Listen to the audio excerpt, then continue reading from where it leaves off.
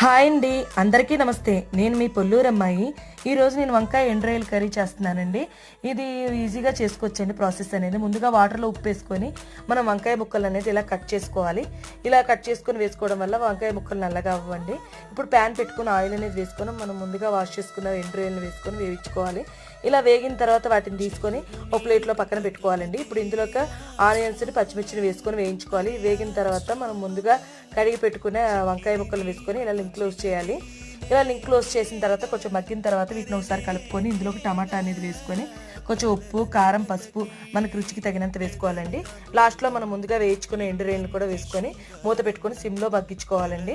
ఇప్పుడు చూడండి, మన కూర అనేది ప్రిపేర్ అయిపోయింది. ఇందులో కొంచెం కొత్తిమీర వేసుకుంటే చాలా టేస్టీగా ఉంటుందండి. ఎండురేళ్ళు వంకాయ కాంబినేషన్ అనేది ఒకసారి ట్రై చేసి చూడండి. ఇలాంటి మరిన్ని వీడియోస్ కోసం నా ఛానల్ని లైక్ చేయండి, షేర్ చేయండి, సబ్స్క్రైబ్ చేసుకోండి.